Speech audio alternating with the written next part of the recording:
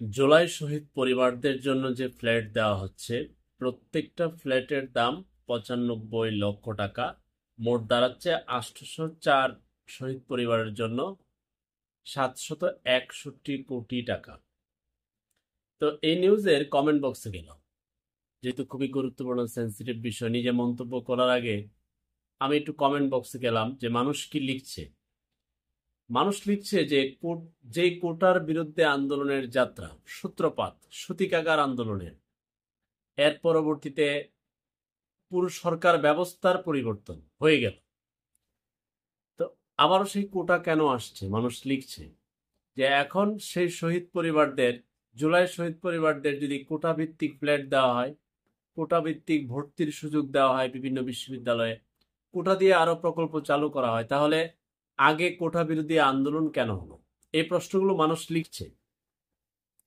শহীদদের আত্মত্যাগ একটি চমৎকার নতুন বাংলাদেশ, যে বাংলাদেশে প্রতিহিংসা রাজনীতি থাকবে না, প্রকাশ্যে ঘুষ লেনদেন হবে না বিভিন্ন সরকারি অফিস আদালতে, সিন্ডিকেট, চাঁদাবাজি, দখলদারিত্ব, আর সেই পুরনো রাজনৈতিক বন্দোবস্ত, পুরনো ব্যবস্থা, যে ব্যবস্থায় শাসক গোষ্ঠীর শাসন এতটাই প্রতাপশালী হয় যে সরকারের সকল দফতর তাদের কথা শুনতে বাধ্য, প্রশাসন তাদের কথা শুনতে বাধ্য, বিচার বিভাগ, আইন আদালত সব তাদের কথা শুনতে বাধ্য। ঠিক সেম যদি শাসন ব্যবস্থা থাকে, তাহলে আর এই আন্দোলনের ফসল কি? শহীদদের আত্মত্যাগ এবং এদের আত্মার যে অভিশাপ পাবে এই পরের বাংলাদেশের শাসক গোষ্ঠী কিংবা পুরো বাংলাদেশকে যারা পরিচালনা করে ম্যানেজমেন্ট, ওই আত্মার অভিশাপ থেকে আরো একটা প্রজন্ম দেখবেন আবার দাঁড়াবে। তোরা ৭১-এর শহীদদের আত্মার সাথে বেইমানি করে ২৪ সাল পর্যন্ত এসেছে শাসক গোষ্ঠীর প্রতাপশালী অবৈধ শাসন ব্যবস্থা, যেই শাসনের শাসকের কথায় আইন আদালত সব উঠে বসে নড়ে চড়ে। আবার ২৪-এর অনেক শহীদ, এবং সেখানে কোনো নেতা নাই, নেতার ছেলে মেয়েও নাই, কারণ এরা তো মাল কামানের ধান্দায় থাকে আর দাবার গুটি চালে।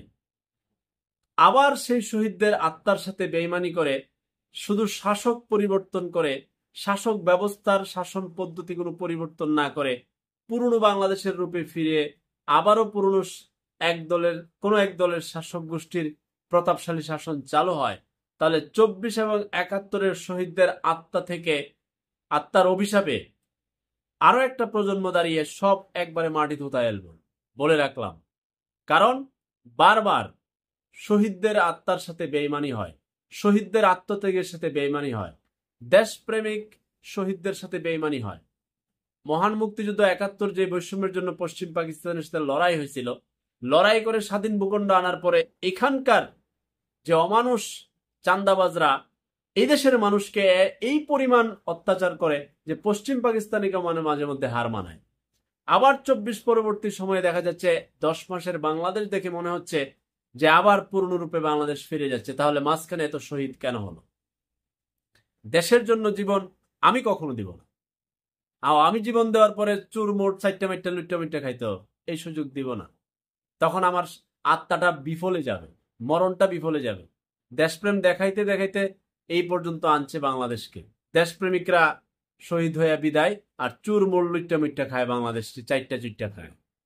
তো শহীদদের এই কোটা মোটা, এই ফ্ল্যাটমেটের কোটা, ভর্তির কোটা, এইসব কোটা মোটা না দিয়ে তারা কেন শহীদ হলো, তাদের আত্মার কি চায় সেইটা নির্ধারণ করেন, যে কি বাংলাদেশ তারা চায়, কি জন্য তারা মরছিল।